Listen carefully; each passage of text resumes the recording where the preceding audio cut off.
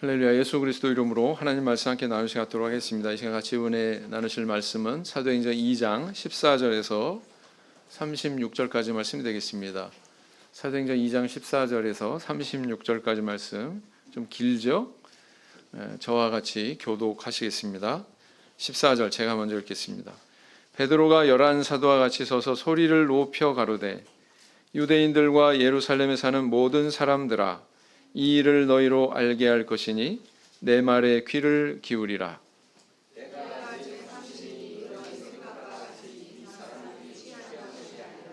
이는 곧 선지자 요엘로 말씀하신 것이니 일러스되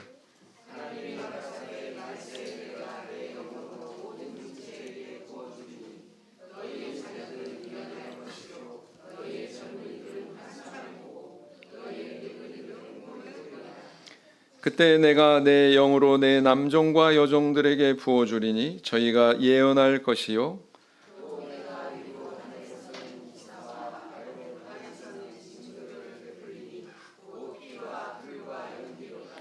주의 크고 영화로운 날이 이르기 전에 해가 변하여 어두워지고 달이 변하여 피가 되리라.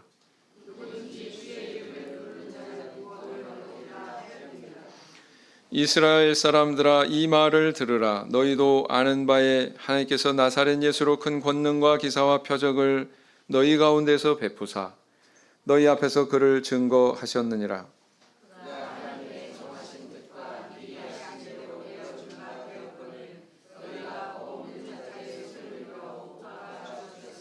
하나님께서 사망의 고통을 풀어 살리셨으니 이는 그가 사망에게 매여 있을 수 없었음이라.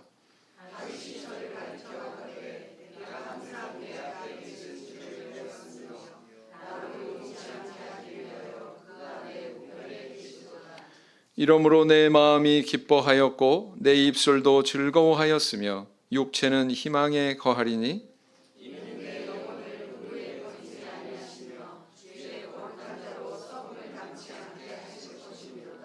주께서 생명의 길로 내게 보이셨으니 주의 앞에서 나로 기쁨이 충만하게 하시리로다 하였으니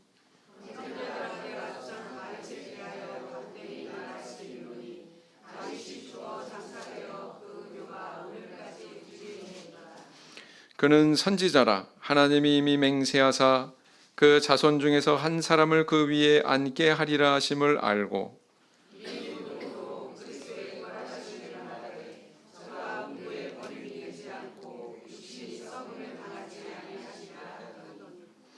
이 예수를 하나님이 살리신지라. 우리가 다 이 일의 증인이로다.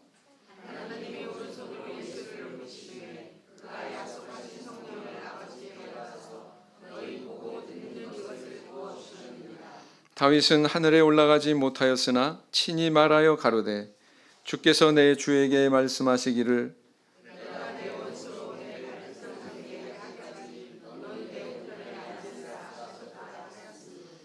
같이 읽겠습니다. 그런즉 이스라엘 온 집이 정령할지니 너희가 십자가에 못 박은 이 예수를 하나님이 주와 그리스도가 되게 하셨느니라 하니라. 중국과 동북아에 서식하는 대나무가 있습니다. 그 대나무 품종이 뭐냐면은 모소라고 하죠. 이 모소라고 하는 품종의 대나무는 아무리 좋은 땅에 심어도 한 5년 동안은 전혀 자라지 않는다고 합니다. 근데 이제 5년 정도가 지나면 마치 마술을 부리는 것처럼 아주 급성장하게 되는데 하루에 75cm씩 자란대요. 대단하지 않습니까? 네.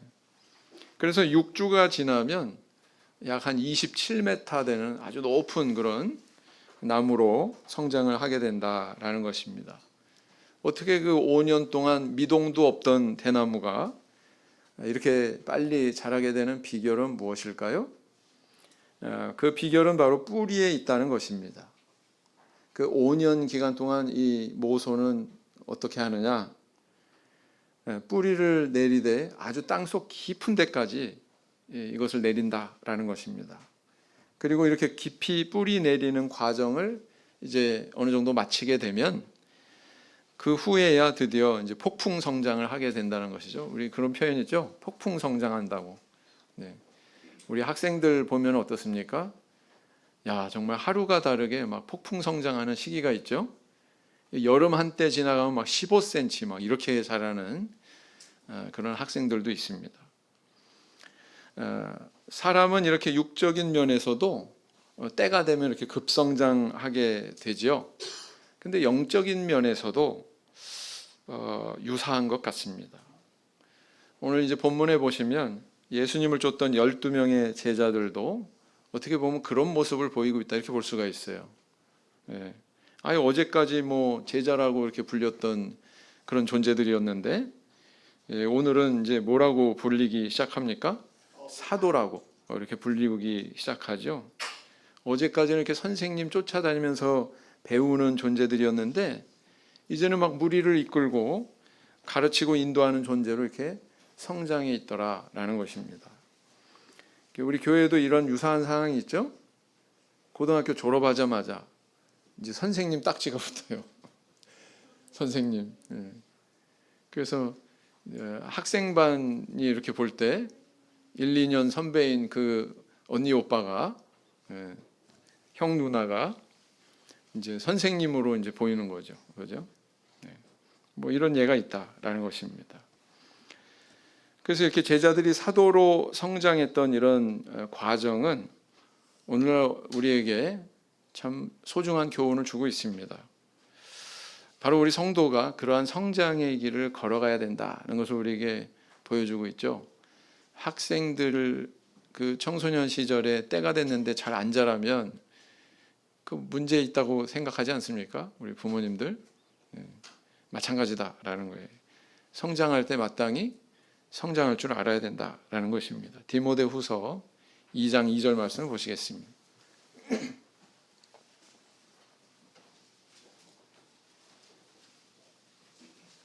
디모데후서 2장 2절 말씀 보시겠습니다. 같이 읽으실까요? 시작. 또 내가 많은 증인 앞에서 내게 들은 바를 충성된 사람들에게 부탁하라. 저희가 또 다른 사람들을 가르칠 수 있으리라. 마지막에 보시면은 저희가 또 다른 사람들을 가르칠 수 있으리라. 성장한 사람들이겠죠? 주님은 성도가 성장하기를 원하십니다. 과거에는 이렇게 타인에게 이제 관심만 바라고 막 그랬던 존재에서 이제 성장하게 되면 어떻게 돼요? 뭐 이렇게 교사된 우리 청년들처럼 다른 성도들에게 관심과 사랑을 베푸는 존재로 그렇게 성장하게 된다라는 것입니다. 어제는 교회 안에서 배우기만 했는데 이제는 교회 밖의 사람들한테 막 복음을 전할 정도로 이렇게 성장하기를 우리 하나님은 원하신다라는 것입니다. 이렇게 비범하지도 않았던 아주 평범한 예수님의 제자들이 이렇게 성장한 것을 보면 어때요? 오늘날 우리도 가능하겠죠? 그렇게 판단해야 되지 않겠습니까? 네. 그런 성장을 이룰 수 있고 이루어야 한다는 것을 우리에게 이야기하고 있다는 것입니다. 그럼 우리는 어떻게 그것을 이룰 수 있을까요? 오늘은 이 오순절에 베드로가 한 이 설교의 내용을 통해서 제자들의 어떤 성장의 배경에 대해서 또 그로 인해서 맺어진 열매에 대해서 함께 살펴보고 이런 주제를 생각함으로 은혜를 나누고자 합니다. 사도행전에 보면 설교들이 여러 편 나와 있어요. 그죠? 총 몇 편이 있냐면은 24편의 연설이 있습니다. 연설. 설교인 것도 있고 그냥 연설하는 것도 있고. 근데 다 합하면은 24편의 연설이 있는데 그 중에서 신앙인의 연설, 다시 말하면 설교에 해당되는 그런 내용이 19편입니다. 19편. 그래서 베드로가 8편, 바울이 9편, 스데반 집사가 1편, 주의 형제 야고보가 1편 이렇게 구성이 되어 있습니다. 누가 제일 많이 했어요? 설교. 지금 말씀드렸잖아요. 누가 제일 많이 했어요? 조는지 안 조는지 제가 가끔 이런 쉬운 문제를 바울이 9편을 했습니다. 그러나 베드로도 못지않게 많이 했죠. 8편 했으니까. 자, 사도행전에서 오순절 이후 최초의 설교는 누가 했냐면 바로 오늘 본문 말씀에 보시는 바와 같이 베드로가 했습니다. 베드로에 의해서 이루어졌죠. 참 놀라운 성장과 변화죠. 과거에는 갈릴리 호수에서 물고기 잡는 그런 무지한 어부였지만 예수님을 따라다니면서 이렇게 3년 동안 배우는 가운데 이 오순절 이후에는 이렇게 복음을 이해하고 많은 대중 앞에서 설교할 만큼 놀랍게 성장해 있는 베드로를 우리는 보게 됩니다. 구약 성경을 막 척척 인용하지 않습니까? 오늘 본문에도 두 곳에 두 권에 세 곳인데 두 권, 요엘 선지자의 글과 요엘서와 시편의 것은 두 군데를 인용하고 있죠. 시편의 글을 인용하면서 뭐 이것을 설교할 만큼 놀랍게 이렇게 성장해 있는 것을 보게 됩니다. 어떻게 갈릴리 호수에서 물고기 잡던 이 어부가 이렇게까지 성장할 수 있을까? 우리 성도님들도 그런 성장을 이룰 수 있을까요? 있을까요? 없을까요? 네. 한번 설교를 제가 한번 맡겨봐야 되겠다. 베드로 사도가 설교를 시작한 과정은 이렇습니다. 계기가 뭐예요? 이제 오순절 절기에 성령이 임했습니다. 그리고 다른 방언으로 막 이제 방언을 말하기를 시작했어요. 그런데 방언하는 이 현상을 목격한 사람들은 두 부류로 나누어졌습니다. 첫째 부류는 어떤 부류예요? 방언의 그 내용을 이해하고 자기네 나라의 언어로 알아듣고 은혜를 받은 그룹이 있었습니다. 또 다른 부류가 있었는데 또 다른 부류는 어떤 부류였어요? 전혀 알아듣지 못하고 그 방언을 하는 외형만 보고서는 뭐라고 조롱을 했습니까? 새술이 취했다. 새술이 취했다. 이렇게 반응을 했다는 것입니다. 이렇게 두 무리로 나뉘었어요. 여러분, 이렇게 두 무리로 나뉘었다는 것을 통해서 우리 뭘 추론해 볼 수가 있습니까? 이때 사도들이 말한 방언은 객관적으로 무슨 영어나 중국어나 일본어 같이 외국어가 아니었다는 겁니다. 그렇죠? 확실하죠? 네. 알아들을 수 없는 말, 전혀 지금까지 존재하지 않았던 어떤 언어, 그걸 성경은 다른 언어로, 다른 방언으로 이렇게 표현하고 있습니다. 개역 개정판에는 다른 언어들로 말하기를 시작하니라. 개역 한글판에는 다른 방언으로 말하기를 시작하니라. 원문에 보면 언어들로 이렇게 번역하는 것도 정당해요. 정당합니다. 그러나 정황상 두 부류로 나뉘어진 것을 보면 이것은 분명히 물리적으로 알아들을 수 없는 어떤 특이한 언어의 방언을 이야기하고 있다. 이렇게 이해할 수가 있죠? 그런데 사도행전 2장 15절에 보니까 뭐라고 기록을 하고 있습니까? 때가 제3신이 너희 생각과 같이 이 사람들이 취한 것이 아니라. 지금 베드로 사도가 뭐라고 했어요? 두 번째 그룹, 알아듣지 못하고 술 취했다고 조롱한 그룹을 향해서 지금 얘기하고 있습니다. 맞죠? 네. 그러면서 하는 얘기가 이때 시각이 3시다. 지금 3시다. 자, 이때 이 3시라고 하는 시각은 현재 우리 시간으로 환산하면 대부분 그 성경에 나오는 시각에다가 제가 얼마를 더하라고 그랬어요? 예? 6을 더하라고 그랬어요. 6을. 그러면 3시에다가 6을 더하면 몇 시예요? 9시예요. 9시. 아침 9시라는 뜻입니다. 그래서 베드로 사도는 이 현상이 술 취해서 나타난 것이 아니다. 너희들 상식적으로 생각해봐라. 이 오순절 절기인데, 절기 기간인데 아침부터 이렇게 술에 취해 있을 수 있느냐. 보통 이 절기를 지키기 위해서 경건한 유대인들은요 아침에 금식을 했습니다. 금식을. 그러니까 뭐 술 마신다는 건 생각도 못하는 일이죠. 그러니까 이게 말이 안 된다. 베드로 사도가 이렇게 반문하고 있는 거예요. 이렇게 변호하고 있는 것입니다. 그리고는 바로 이 술 취했다고 조롱하는 무리들을 향해서 설교를 하기 시작합니다. 그 내용이 오늘 본문에 나와 있는 내용이거든요. 자, 술 취한 것이 아니다 이렇게 변호를 했다면 그 다음에 마땅히 어떤 말이 나오겠어요? 뒤에 어떤 말이 나오겠어요? 술 취한 게 아니고 뭐라고 설명해야 되겠어요? 상식적으로 여러분들이 베드로 입장으로 한번 돌아가서 한번 생각해 보세요. 아이 저거 새술이 취했구만 이렇게 손가락질할 때 너 아니야. 이것은 술 취한 것이 아니야 라고 그 다음에 이어서 나오는 말이 뭐겠어요? 성령 받아서 나타나는 현상이야. 이 말이 나오지 않겠습니까? 그러면 이 이후에 이 베드로가 한 설교 안에는 이 내용이 반드시 들어가 있어야 돼요. 그럴까요? 안 그럴까요? 자, 그러면 그 내용이 몇 절일까? 우리 성도님이 찾아보세요.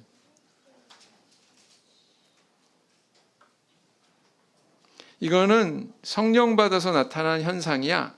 또는 이와 유사한 의미로 이야기하는 내용이 몇 절에 있습니까? 그렇죠. 33절에 있죠. 너희 보고 듣는 이것을 부어주셨느니라. 어때요? 일치하죠? 네.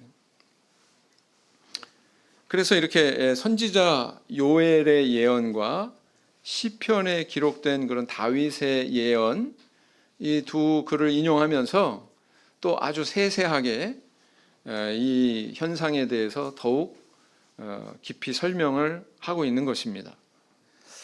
그렇게 베드로가 열심히 설교했더니 나중에 어떤 결과가 나타났어요?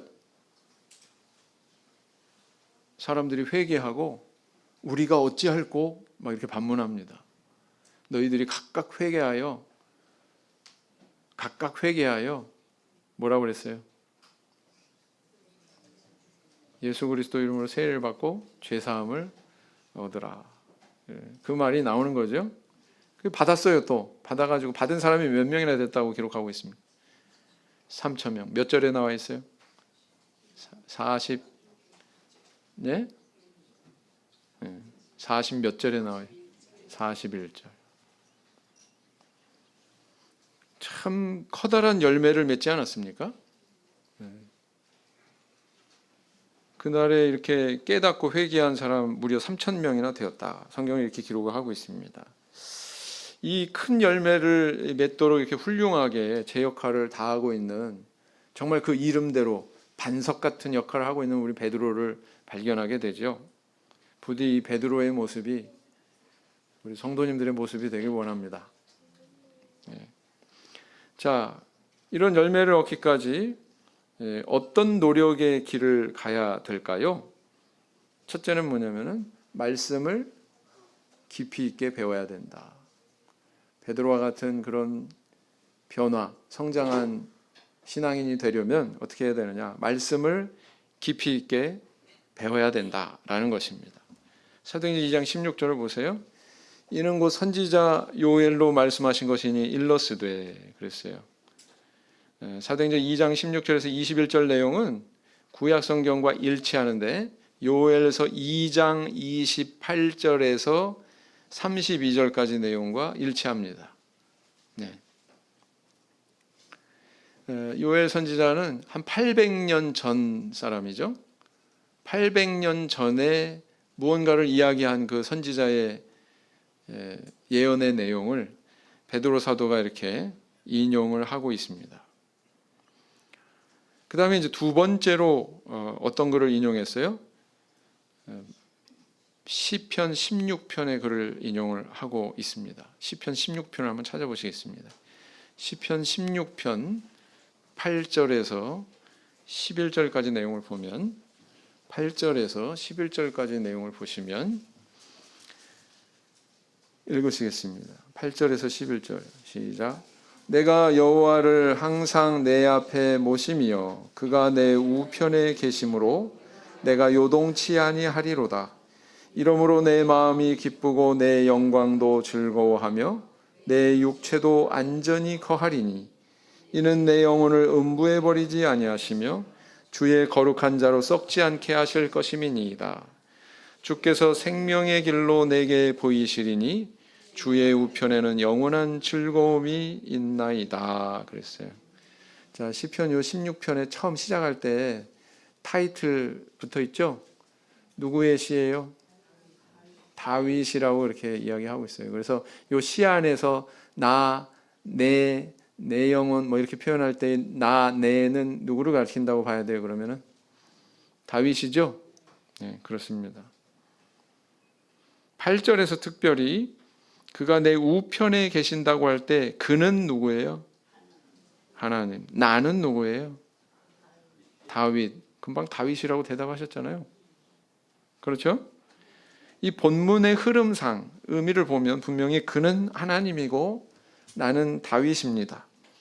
근데 베드로가 이것을 인용해서 사도행전에서 동일하게 쭉 나열을 했어요. 자, 사도행전 2장 27절로 다시 돌아가시겠습니다. 사도행전 2장 27절로 다시 돌아가시겠습니다. 같이 읽겠습니다. 시작. 이는 내 영혼을 음부에 버리지 아니하시며 주의 거룩한 자로 썩음을 당치 않게 하실 것이미로다 그랬어요. 여기서 내는 누구라고요?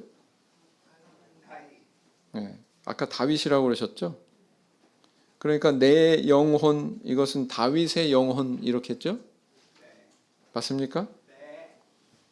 근데 지금 베드로는 쭉 요 구절 전후 문맥을 살펴보면 여기서 내는 다윗을 가리킨다고 말하고 있어요? 아니면 예수님을 가리킨다고 말하고 있어요?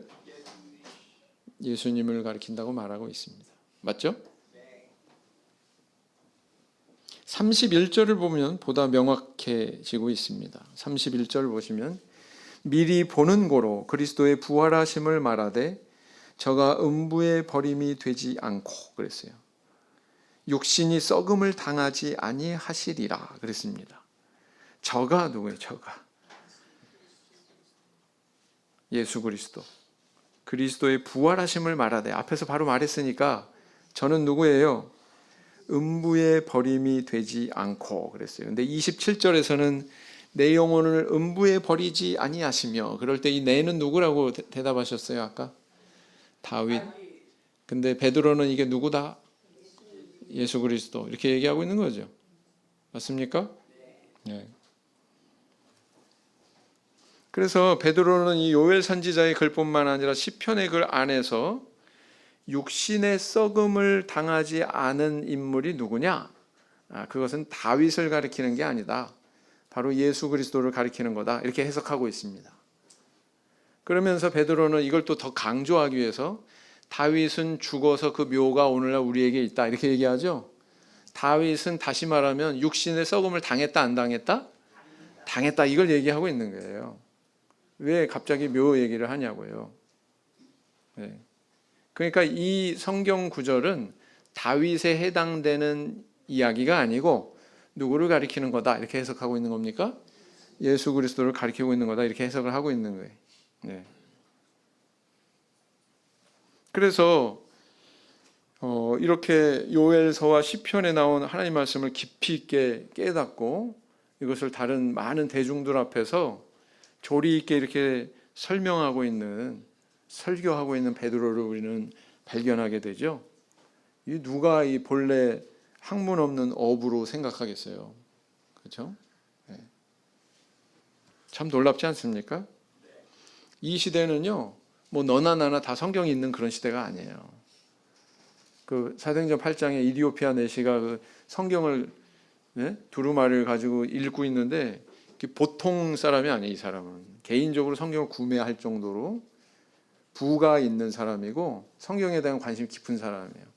이 시대에는 저기 안식일 회당에 가서야 비로소 성경을 랍비들이 읽어줄 때 기독량으로 듣던 그런 시대입니다. 구약 성경만 해도 창고로 한다발이에요. 창고로. 오늘날 같이 이렇게 책 한 권으로 묶여 있는 그런 시대가 아닙니다. 근데 베드로를 보세요. 이걸 다 알고 있어요. 얼마나 머리가 좋은지. 구약 성경을 다 여기에 넣어놓고 있어요. 유대인들은 원래 이렇게 기억력이 참 좋습니다. 네. 대단하지 않습니까? 암기를 굉장히 생활화하거든요. 그래서 이런 베드로의 모습을 보면 예수님을 3년 반 동안 쫓아다니면서 참 열심히 깊이 있게 공부했구나라는 것을 알 수가 있습니다.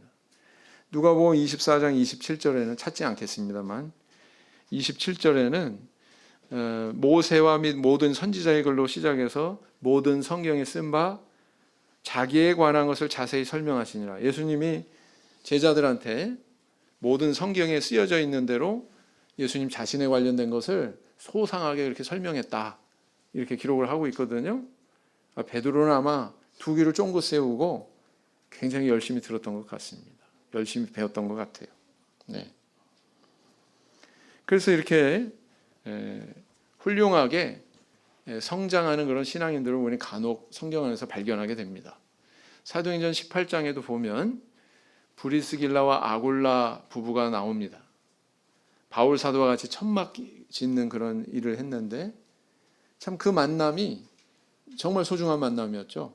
바울 사도로부터 성경 말씀을 정말 깊이 배울 수 있는 절호의 기회가 되었던 것입니다.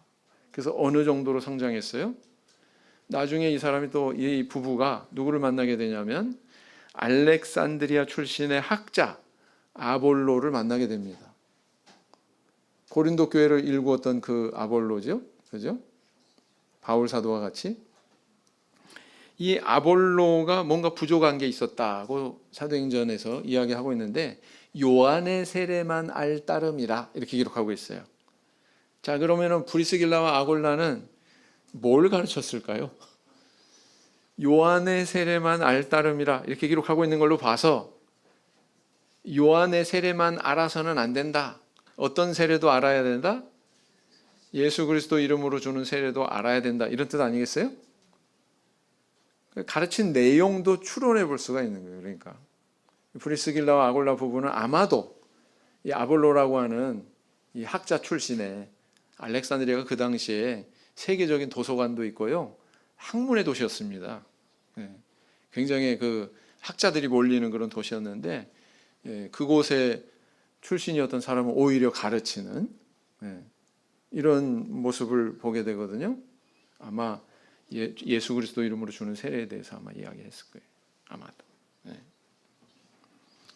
그래서 이 부부의 이런 소양에는 그 뒷배경에 바울 사도에게 배운 그런 기회가 있었다라는 것을 알 수가 있습니다. 여러분 대만에 있잖아요. 대만에 가면 참 은혜로운 간증들이 많은데 그 가운데 하나가 뭐냐면은 동부 산지 지역에 한 장로님이 계십니다. 한 장로님이 계시는데 이분은 본래 문맹이었어요. 글자를 몰랐어요. 그런데 신앙을 받아들이게 되고 우리 교회 성도가 된 다음에 교회 생활을 하다 보니 우리 교회만큼 성경 많이 찾고 많이 인용하는 데도 없잖아요. 그죠? 성경을 모르면 신앙생활을 제대로 할 수 없겠구나. 이분이 결심을 하고 성경을 통해서 글을 깨우치기 시작합니다. 성경을 알기 위해서 노력하는 가운데 글을 깨우쳐요. 그래가지고 어떻게 됐느냐. 나중에 장로님까지 되셔가지고 강대상에서 타인들 앞에 설교까지 하는 그런 자리에까지 성장하게 되거든요. 참 은혜롭지 않습니까? 이런 분도 계시다라는 거예요. 이렇게 하나님 말씀은 사람을 지혜롭게 이렇게 변화시킵니다. 사람을 아주 고고한 존재로 이렇게 성장하게 하십니다. 그래서 이렇게 하나님께서 바라시는 바가 있다면 성도는 자신만 뭐 이렇게 이해하고 믿고 만족하고 뭐 그런 게 아니라 다른 사람들에게 옳은 것을 가르칠 만큼 확신하는 그런 신앙인, 확실히 깨달은 것을 잘 전달할 수 있는 그런 신앙인으로 성장하기를 바라신다. 우리 하나님께서는 그걸 원하신다라는 것입니다. 어때요? 열심히 배우셔야 되겠죠? 네. 자, 그다음 두 번째는 뭐냐면 성령 충만으로 담대함을 가질 수 있어야 됩니다. 성령 충만으로 담대함을 가질 수 있어야 돼요. 사도행전 2장 14절 다시 돌아가서 보시면 베드로가 열한 사도와 같이 서서 소리를 높여 가로되 유대인들과 예루살렘에 사는 모든 사람들아 이 일을 너희로 알게 할 것이니 내 말에 귀를 기울이라. 베드로 첫 마디를 한번 보세요. 유대인들과 예루살렘에 사는 모든 사람들아, 이렇게 얘기하고 있어요. 모든 사람들아. 예.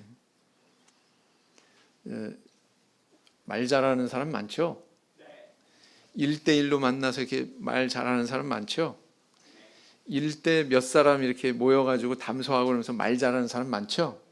근데 1대 군중 앞에서 말 잘하는 사람은요, 참 드물어요. 군중들 앞에 서면 뭐예요? 다리가 후들후들 거리고 땀이 나고 무슨 말을. 그러니까 작은 그룹에서 이야기할 때는 이게 타겟이 모아지잖아요. 근데 군중을 대상으로 하면 타겟이 모아지지 않아요. 불특정 다수를 겨냥해서 막 이렇게 쏟아내야 되기 때문에 그 참 어려운 문제거든요. 근데 베드로를 한번 보세요. 유대인들과 예루살렘에 사는 모든 사람들아, 이러고서 군중을 향해서 담대하게 증거하고 있는 그런 모습을 보게 됩니다. 불과 며칠 전만 해도 막 숨어 있고, 그죠? 문 닫고 있고 막 이랬던 제자들이잖아요. 그 제자들 가운데 하나가 베드로잖아요. 근데 이렇게 변했어요. 이렇게 담대해졌어요. 뭐 거칠 것이 없죠. 네. 하나님 말씀 많이 알고 깊이 있게 하는 거 중요한데, 그것을 또 이렇게 잘 전하기 위해서 필요한 것이 있다면 베드로 사도와 같은 담대함이다라는 것입니다. 이게 어떻게 얻어졌습니까? 베드로와 제자들이 오순절 그 절기에 성령을 받고 나서 그 직후에 완전히 이렇게 태도가 확 변하는 거죠. 놀랍지 않습니까? 네. 이런 담대함의 변화가 저 우리 성도님들의 것이 되길 원합니다. 인천교회에 제가 이런 경험이 있는데요. 오후에 항상 기도하러 오시는 아주 노 여집사님이 계셨어요. 원래 서천분이신데, 근데 이 여집사님은 기도뿐만 아니라 아주 전도에도 열정이 있었어요.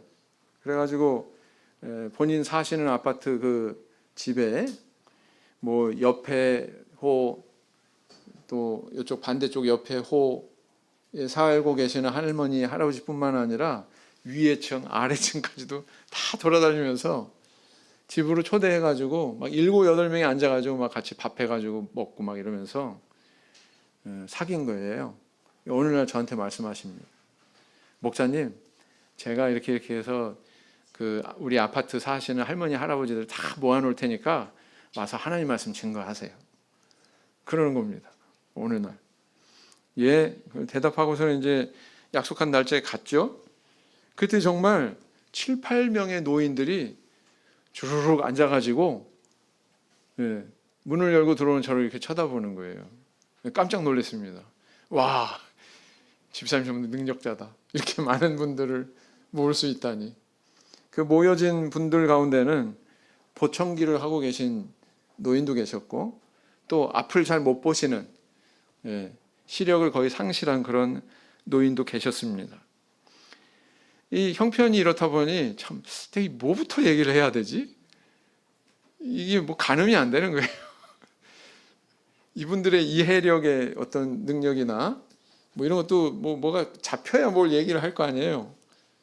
근데 이제 다짜고짜 돗자리 깔아놨으니까 이제 목사님이 하세요 그러는데 참 난감했습니다.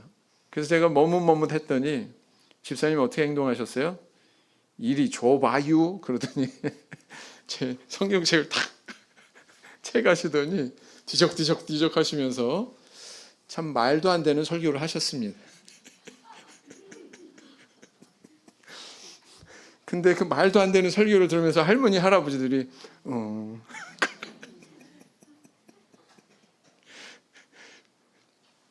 그러셨다는 거예요. 참 저는 참 감복을 했습니다. 감탄을 했어요. 정말 대단하시다. 대단한 용기다. 네. 참 저럴 정도의 열정은 있어야 되는구나. 네. 제가 참 은혜를 받았습니다. 그 집사님 때문에. 우리도 이 복음 증거할 때 말씀을 확실히 하기까지 배우는 그런 노력도 있어야 되지만, 아무리 그런 노력이 있어서 내 안에 쌓인 것이 있어도 담력이 없으면 무용지물이거든요. 그래서 참 이렇게 능숙하지 않아도 이 오집사님을 본받아 담대하게 전할 수 있는 우리 성도님들 되기를 원합니다. 그 다음 셋째, 과거의 실패와 상처를 극복할 줄 알아야 됩니다. 과거의 상처와 실패를 극복할 줄 알아야 됩니다. 그래야 성장할 수 있다는 거죠. 마태복음 26장 75절, 마태복음 26장 75절 보시면 이에 베드로가 예수의 말씀에 다 굴기 전에 내가 3번 나를 부인하리라 하심이 생각나서 밖에 나가서 심히 통곡하니라 그랬어요. 우리는 베드로의 실패의 과거를 다 잘 알고 계시죠? 네. 뭐 불과 며칠 전까지 그냥 주님을 죽기까지 따르겠다고 막 다른 사람은 다 부인할지라도 나는 아니라고 막 큰 소리 뻥뻥 쳤는데, 그죠? 그런데 어떻게 됐어요? 대제사장 집들에서 춥다고 예수님은 막 신문 받고 재판 받고 계시는데 춥다고 불 쬐다가 계집종이 막 추궁하니까 당신도 한패지? 갈릴리 사람 목소리인데? 막 이러면서 추궁하니까 그만 예수님을 몇 번이나 부인했습니까? 3번이나 부인하지 않습니까? 그래서 그런지 예수님께서는 갈릴리 호수에서 또 물고기를 잡는 만선의 기적을 체험하게 하신 뒤에 베드로에게 묻습니다. 시몬아, 내가 이 사람들보다 나를 더 사랑하느냐? 물으시는 내용이 참 재밌죠? 평소 베드로가 쓰던 표현을 그대로 차용합니다. 이 사람들보다 더 나를 사랑하느냐? 베드로가 3번 여기에 대해서 내가 주를 사랑하는 줄 주께서 하시나이다. 이렇게 대답을 합니다. 이런 주님의 관용과 사랑 속에서 베드로는 성장할 수 있었던 거예요. 또 베드로 입장에서 보면 그런 실패와 상처를 극복했기 때문에 이렇게 성장할 수 있었던 겁니다. 이런 극복이 없으면 사실은 성장이 없는 거예요. 그죠? 만약에 이런 실패와 아픔에 대한 극복이 없었다면 3,000명이 이렇게 세례받을 일도 있을까요? 없을까요? 없었겠죠. 그래서 부디 이렇게 베드로처럼 실패와 아픔을 극복할 줄 아는 신앙이 되시길 원합니다. 자, 이 사람, 내가 얘기하는 이 사람은 누굴까요? 1831년에 사업에 실패했고 1년 뒤 1832년에 주의회 선거에 출마했다가 낙선했습니다. 그리고 또 1833년 그 이듬해에 사업에 실패해가지고 그 이후로 17년 동안 빚을 갚느냐고 죽을 고생을 했고요. 그리고 또 그 이듬해 1834년에는 주의원에 간신히 당선이 됐는데 2년 뒤인 1836년에 신경쇠약증에 걸려가지고 더 이상 그 직을 수행할 수가 없었습니다. 그리고 1838년에 미국 하원 의장에 출마했다가 낙선했고요. 또 43년에는 국회의원에 출마했다가 또 낙선을 했습니다. 1848년에 또 낙선을 했고 1855년에는 상원 의원에 도전했다가 또 고배를 마셨습니다. 그리고 1856년에는 미국 부통령에 지명받을 것으로 기대했건만 또 그것도 실패하게 됩니다. 그러나 무려 27년 동안 이런 실패와 아픔으로 점철된 그런 경력 후에 그는 나중에 미국의 제16대 대통령에 당선이 됩니다. 누굴까요? 아브라함 링컨입니다. 아브라함 링컨. 미국 사람들이 제일 존경한다고 하는 대통령. 아브라함 링컨의 이력이 이렇습니다. 우리는 보통 어떤 위인들을 보면 결과만 봐요. 결과만. 근데 그러면 안 돼요. 사실은 그 자리에 이르기까지 이 사람이 얼마나 많은 실패와 아픔이 있었고 그것에 대해서 이 사람이 얼마나 극복해왔고 노력을 해왔고 이것은 다 가려져 있어요. 사람들은 결론만 봅니다. 정경화 씨가 그렇게 얘기했죠? 나한테 천재라고 하는 얘기 제일 듣기 싫다. 화장실에 가서도 막 연습하고 막. 그래서 그 자리에 있는 거예요. 그렇기 때문에 그 자리에 있는 거예요. 근데 그런 중간 과정은 다 사람들은 모르죠. 결론만 봐요. 그 사람이 나중에 최종적으로 얻게 된 열매만 봐요.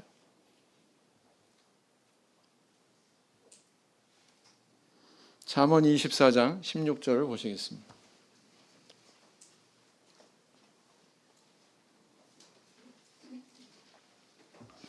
잠언 24장 16절 같이 읽겠습니다. 시작. 대저 의인은 7번 넘어질지라도 다시 일어나려니와 악인은 재앙으로 인하여 엎드러지느니라 그랬어요. 우리 성도님들 어떤 신앙의 자리에 있습니까? 주님이 원하시는 신앙의 자리가 있습니다. 베드로와 다른 제자들처럼 이렇게 어부에서 제자로 또 제자에서 사도로 이렇게 승승장구하는 지속적으로 성장하는 그런 신앙의 길을 걸어가는 것입니다. 부디 주님의 뜻대로 또 제자들이 우리에게 보여준 그 모범대로 이런 신앙의 길을 걸어가시는 저와 우리 성도님들 다 되시기를 예수님 이름으로 기원드립니다. 묵상기도 하시겠습니다.